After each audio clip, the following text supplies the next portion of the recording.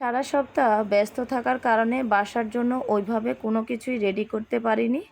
তো শুক্রবার দিন যেহেতু হাতে একটু সময় ছিল আর বাচ্চাদেরও বায়না ছিল যে আমি একটু পুডিং মেক করে দেওয়ার জন্য, তো সেই জন্য আমি এটা রেডি করলাম। তো ভাবলাম যে আপনাদের সঙ্গে একটু শেয়ার করি, কারণ আপনারা সবাই এত সুন্দর সুন্দর জিনিস তৈরি করেন বা পুডিং রেডি করেন, এটা দেখে আমার সত্যিই অনেক লোভ লাগে। কারণ আমার পুডিং যদিও অনেক বেশি সুন্দর হয় না, কিন্তু খেতে কিন্তু আলহামদুলিল্লাহ অনেক মজা হয়। আর কারা কারা সুন্দর পুডিং মেক করতে পারেন কমেন্টে ছবি শেয়ার করবেন। কারণ পুডিং, ফালুদা এবং মিষ্টি জাতীয় খাবারের প্রতি আমার অন্যরকম একটা ভালো লাগা কাজ করে এবং আমি খেতেও অনেক বেশি পছন্দ করি। অনেকেই বলে যতদিন ডায়াবেটিক্স নাই ততদিন মিষ্টি জাতীয় খাবার খেয়ে নাও, যখন ডায়াবেটিক্স হয়ে যাবে তখন কিন্তু আর খেতে পারবে না। আর আমিও কিন্তু আসলে মিষ্টি জাতীয় আইটেমটা একটু বেশি পছন্দ করি। আর এখানে টোটাল 2টা পুডিং ছিল, এর মধ্যে একটা পুডিং আমি সম্পূর্ণটা শেষ করে ফেলেছি।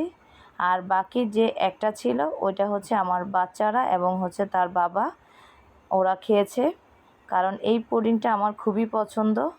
তো বৃহস্পতিবার হঠাৎ করে আমার সাথের এক কলিগ আমাকে আমাদের জন্য পুডিং নিয়ে আসলো। তো সেটা খেয়েই আমার মনে হলো যে অনেক দিন ধরে পুডিংটা রেডি করা হয় না, আর বাসায় অনেকগুলো ফ্রিজের মধ্যে অনেকগুলো দুধও পড়ে আছে। তো সেই জন্য ভাবলাম যে এটা একটু রেডি করি।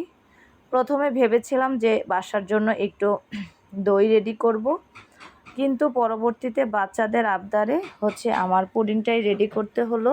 কার কার বাসায় পুডিং পছন্দ কমেন্টে জানাবেন।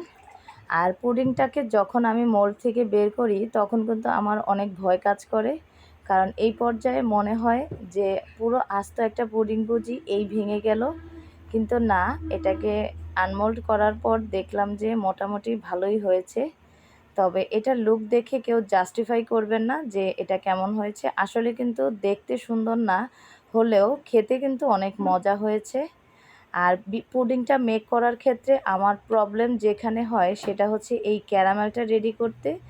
আমার কেন জানি এই ক্যারামেলটা রেডি করাটা একদমই পারফেক্ট হয় না, বা ওই রকম সুন্দর হয় না।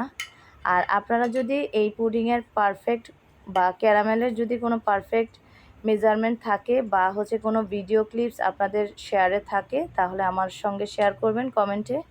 কারণ আমি অনেক ইউটিউবে ভিডিও দেখি বা রেসিপি দেখি, কিন্তু যখন নিজে মেক করতে যাই তখন কেন জানি পারফেক্ট হয় না। তো যাই হোক, আমার আনাড়ি হাতে আমি একটু রেডি করলাম আর বাসায় একদম 1 ঘন্টার মধ্যেই খেয়ে দিয়ে কমপ্লিট। আর আপনাদের সঙ্গে এই ছোট্ট ক্লিপসটা শেয়ার করলাম। Thanks for watching.